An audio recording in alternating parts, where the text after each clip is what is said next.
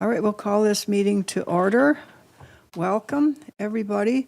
It's 4 p.m. on Thursday, October 10th, 2024.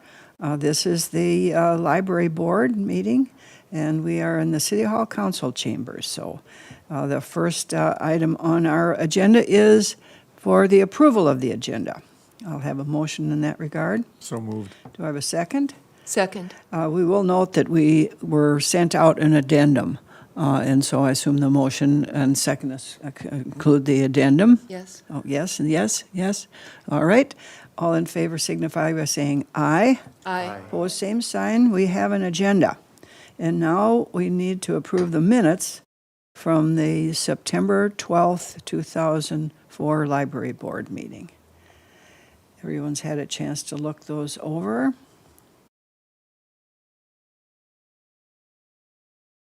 I will take a motion to accept the minutes. I'll move acceptance. All right, second. Second. Any comments or questions? I was absent, so I get nothing to say. But all in favor signify by saying aye. Aye. Aye. Opposed, same sign. All right, those are the minutes.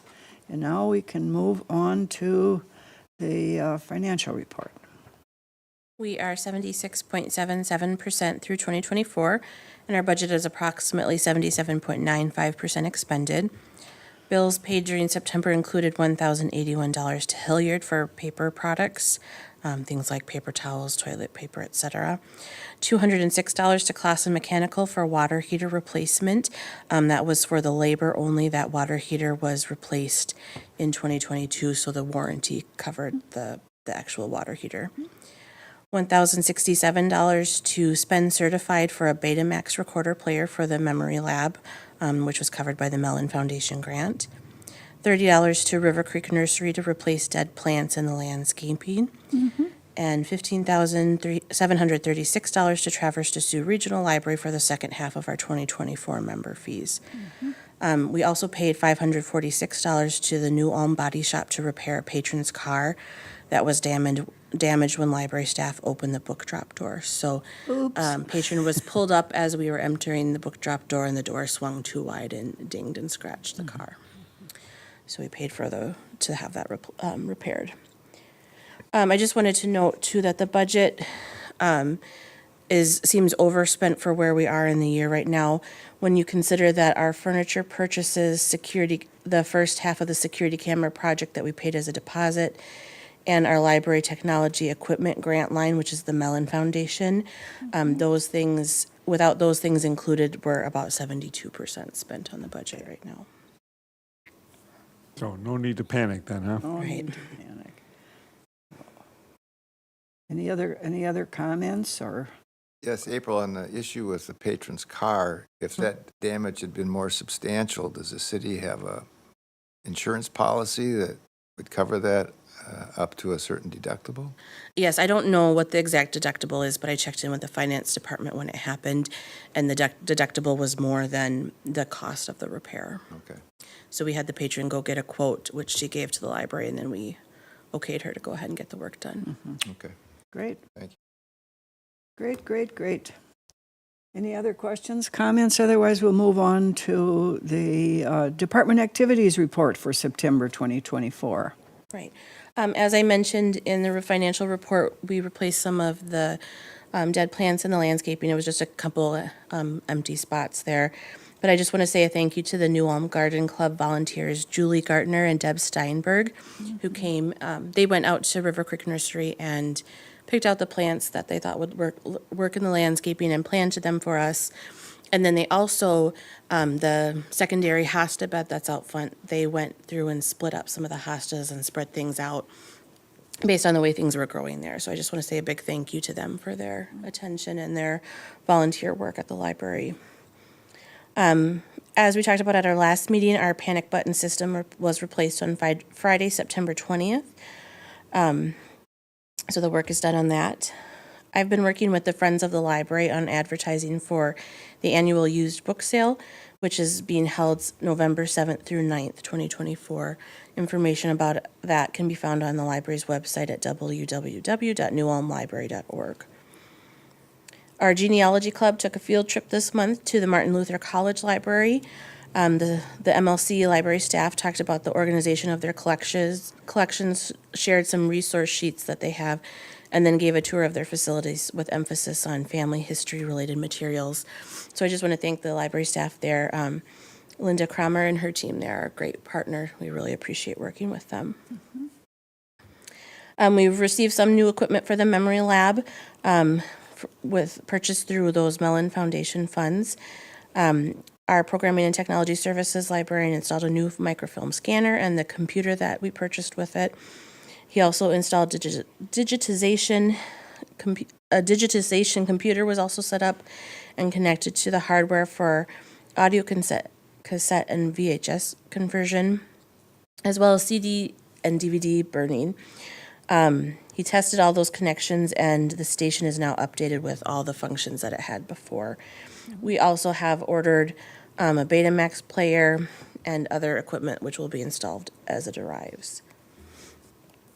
And I just wanted to note in the statistics, the views of our YouTube station, especially when it comes to our Don't Read the Instructions game playing video series, those are way up because NewCat has started to take clips from those programs and make them available as YouTube Shorts, which is something that people kind of scroll through a little bit like TikTok and can watch shorter clips, so that has drawn more people to those videos. So that's been a great way to promote that series for us. And then Megan, did you want to share just a little bit about the final tally for the library cards? Or you might not have that in front of you. I can share it if you want. Okay. I'm sorry. That's I know okay. the total number, but not the breakdown. So we had, with our art design contest for our library cards, the final tally of the cards that were replaced during the free replacement period was 271. So the designs, we had 96 people choose the child winner, 111 chose the teen winner, and 64 chose the adult winner designs. And so we still have some of those cards left that we can use, but we are reverted back to the $1 replacement fee for cards. But also new card holders can pick from those designs as well if they would like to. I have just I want to make sure I understand this. Your outreach to the Senior Living Center, when we see a total like Oak Hill's 21 or Orchard Hills 3, that was the number of people that were participating or the number of books that were taken out or what? Participating. So they came whether they checked out a book or not. Yes, and some may not choose anything, but we have some that choose, a month's supply of books, Okay. whatever that might be for them. Okay, all right. And then you did have a request for a study room. Was there any, can you remember and tell us anything about what particular use that was or not really? I don't know off the top of my head what it was. A lot of times it's either someone who's looking for a private space, either because they're having some kind of online meeting or phone conversation. Sometimes it's someone who needs a quiet atmosphere for some kind of testing or training that they're doing, those kind of things. And every once in a while, it'll be like a small group, 2 to 4 people who need somewhere private to meet. Okay. Anyone else have any questions or comments or what we need for a little bit of clarification?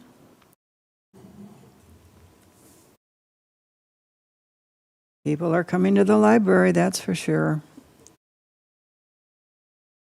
Anything else? Otherwise we'll be moving on. Are Oh, go we ahead. on the statistics? Yes. I noticed in there a good increase year to year in the Libby usage. What, is there something you can attribute that to? I think it's just a continued use. We saw a lot more people jump to that service during the pandemic, especially when we were closed, to get materials, and I think that use just continues to increase. I don't have the numbers in front of me, but we've been talking a little bit about it with other library directors at TDS, and we're looking at that although the Libby use is strong, it's a lot of power users of Libby too that are driving that increase. And the more we spend on Libby, the more that is available to be checked out too. So it's not, does not necessarily indicate the same percentage increase in the number of users of Libby as it might also indicate just an increase of the use of those users who are using Libby as well, if that makes sense. Yeah, so the more that's available, the more people use it. Right, right. Or if there's more available, the current users will be able to get it Yes. versus waiting. Yes, Okay, right, if there's 6 copies. Right. yes. Versus 10 copies or Right, something, right. you know. Something that's become available in the last couple of years with Libby is, I'm going to forget what their official name for it is, but it's rather than one person, one at a time access, it's 50 people all access at the same time, and then all of your copies for that use are used up. So you pay $150 and 100 people can use it all at the same time. And so then you can really move through your hold lists. But purchasing some of those kind of items, you know, that's 150 more circulations because you bought that one item and really moved through your hold list really fast. So it might be a little bit of everything too. Some of the method of purchasing could have changed those statistics as well. All right, so you really need to know what people are going to want to read. It's a challenge. Okay, but that's your skill set. That's your job. That's your job. Anything else, or should we move on? Or do we move on to our resolution now? I've got one other no, question I keep wanted to going. ask. I'm sorry for, I noticed in new materials, there was a little over 400. And the number of items that were cataloged by TDS was around 150, I think. What's behind that disparity, or is it just that's how many they've gotten through, or not everything that we buy new gets cataloged? Isn't that the case? Not everything that we buy needs to be cataloged. So if we're buying something and 5 other libraries are buying it, the first library that sends their copy to TDS to be cataloged counts as the copy that was cataloged. And then when we receive our copy of that item, there's already a record in there that we can attach our specific item to, that barcode. So it's just not everything has to go over to TDS for their Got it. cataloging. On to the future, you want to tell us what's happening in the future? Sure. Okay. So we have our Family History Fair on Thursday, October 17th from 6 to 7:30 p.m. at the library.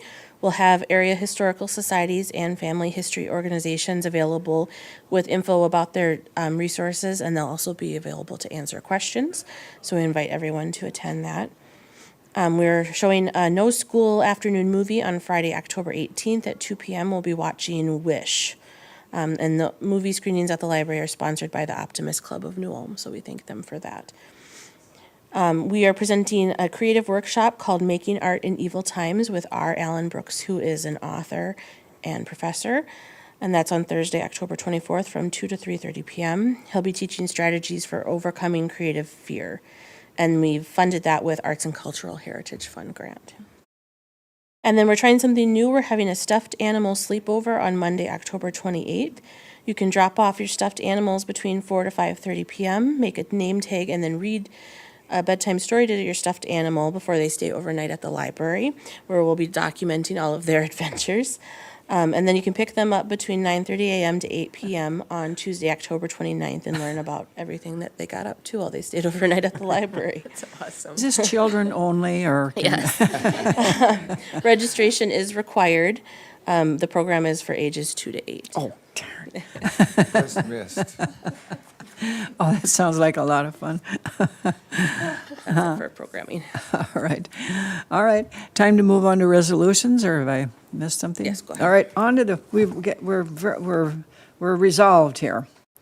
This is I'll start, we've got a couple of resolutions. The first one is resolution number 2024-31, approving the 2025 library fees and fines schedule. This is the second reading, and it's the adoption.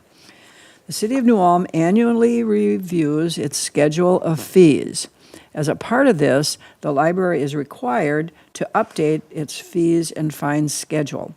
The library director proposes the attached schedule for 2025 fees, which includes the following changes.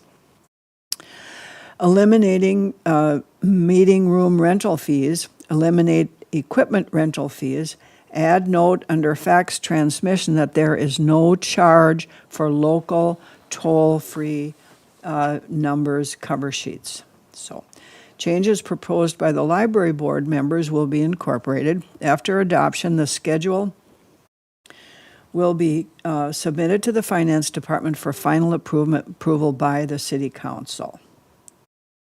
The library director plans to submit an updated meeting room rental agreement to the library board for final approval by its December 12th, 2024 meeting, as well as request that the library's equipment use policy be retired. These changes would go into effect January 1st, 2025.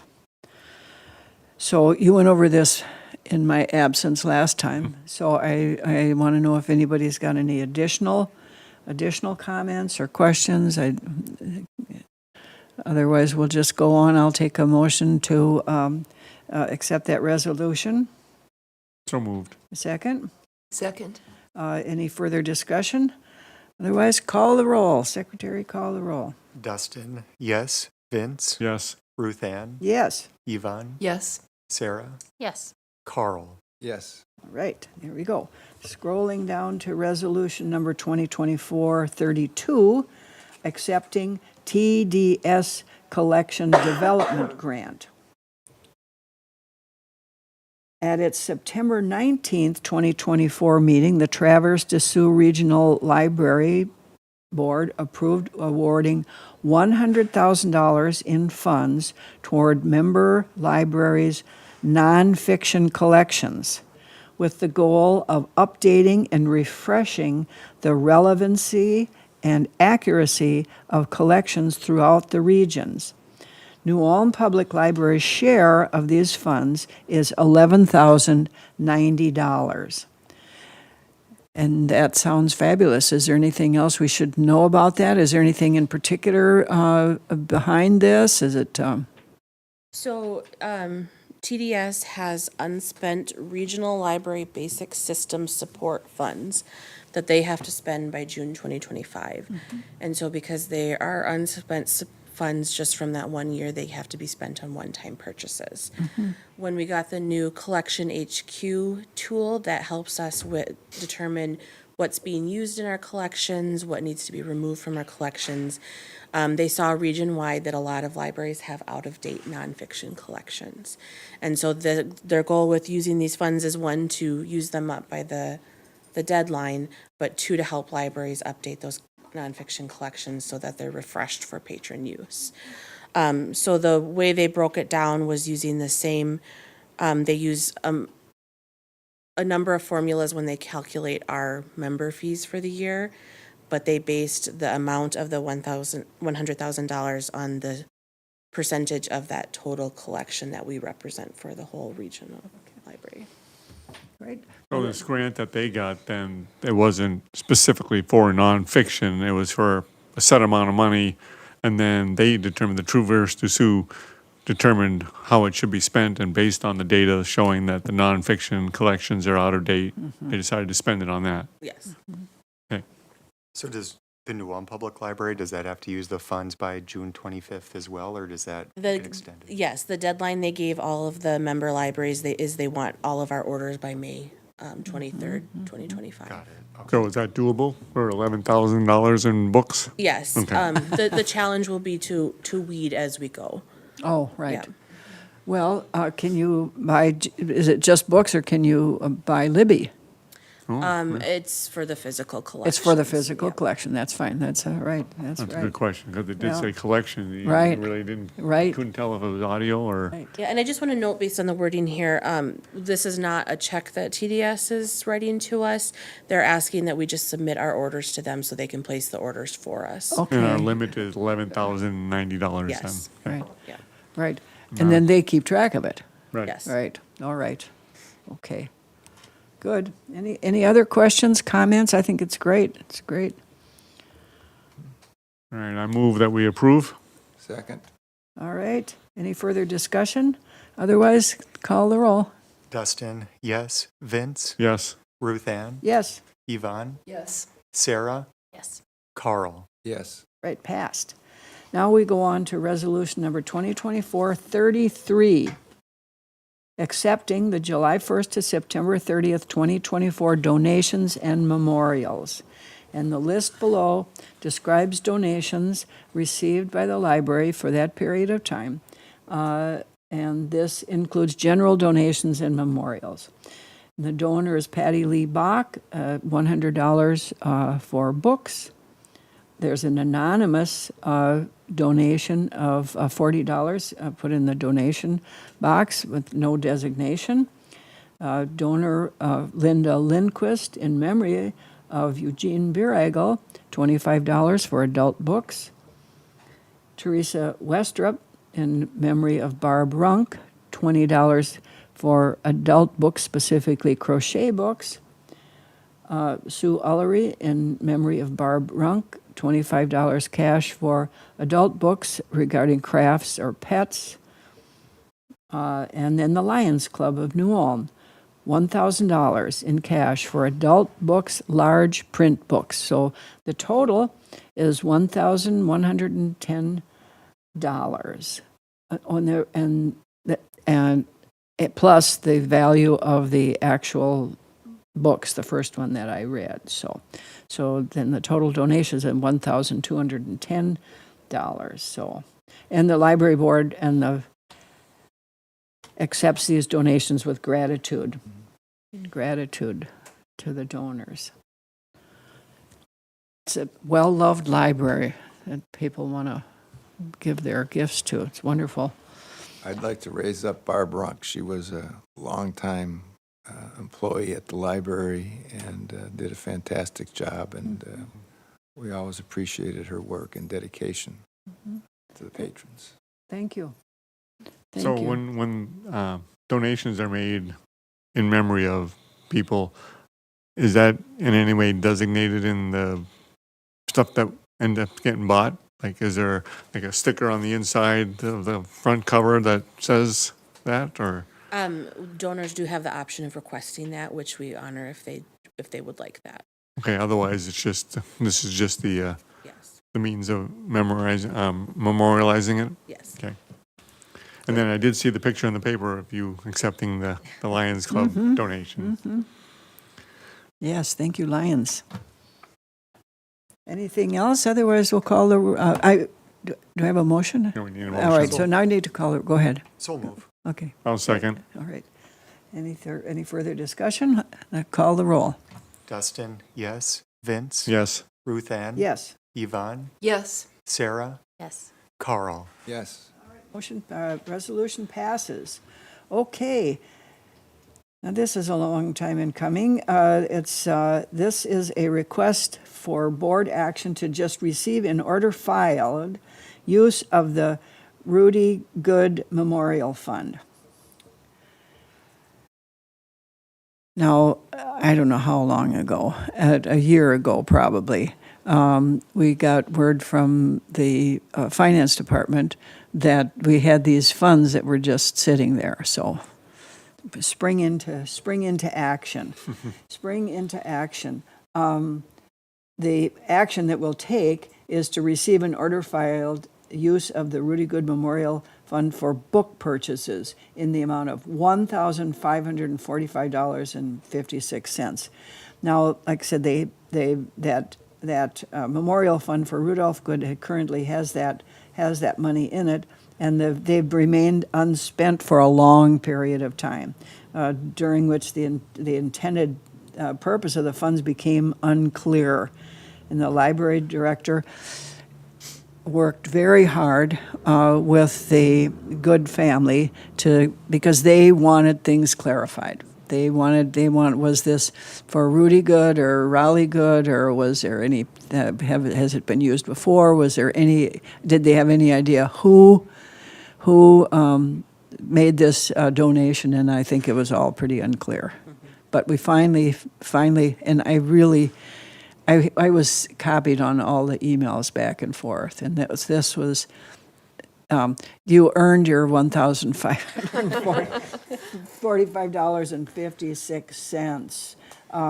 And I believe that, that's going to be spent on books, and they have asked for the sticker. Yeah, the memorial Yes, plate, right. yeah. And so, anybody remember Rudy Good? Remember the names from I don't recall Well, him exactly. Well, Raleigh Good owned the store, the lovely women's clothing store, Raleigh's. Maybe I shouldn't say this in public, but someone who knew Rudy Good said, never knew him to read a book.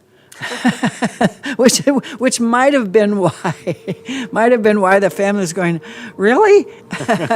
But you never know. Very kind. It'll be well used funds. I'm very, very happy with this. So all we have to do is, I'll take a motion to receive an order filed, the proposal, on the use of those memorial funds. I'll second. I need a motion first. Oh, okay. I'll Motion? make the motion then. I thought you made the motion. Oh, no. You'll, Yeah. okay. Oh, I could, I suppose. That's okay. Second. All right. All in favor, say aye. Aye. Pose same sign. Now, let's see if I can find the addendum that we approved. Here we go. Another resolution. This one was all wet. Resolution 2024-34, approving use of a fund balance for a sprinkler inspection. Okay. This is Resolution 2024-34. The library received the attached sprinkler head testing quote from Olympic Fire Protection, which totals $1,979. And the Olympic Fire Protection does annual inspections for the library's sprinklers, and these inspections do not include testing, which is required now that the sprinklers are 50 years old. Oh my. This is an unbudgeted expense for 2024, and the library director recommends using the library's fund balance to cover the expense. The city's building official estimates that the next test will not be required for 10 or 20 years after this one. So, and I think Yvonne read through the contract. Has anybody got any comments or questions about that? It's long. I do just want to note, in the 2025 budget, we budgeted $3,000 for fire sprinkler inspection.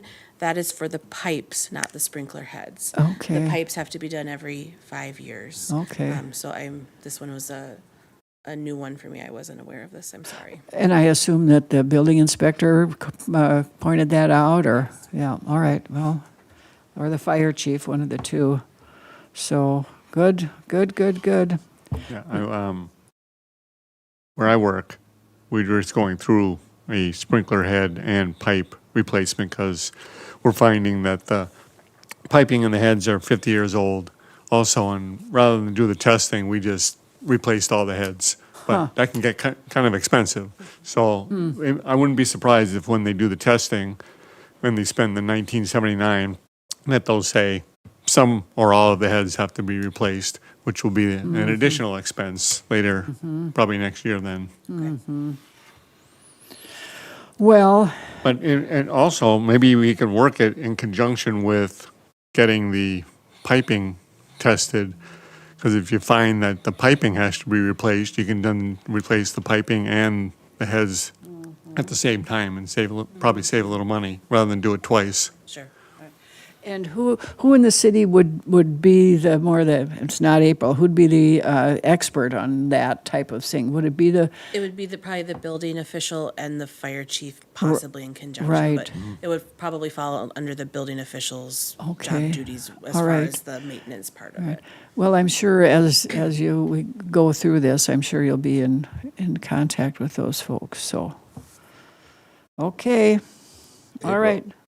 April, how did it come to his attention that the 50 years were up and they needed to? I would imagine that Olympic brought it to his attention, but I didn't hear that piece of it.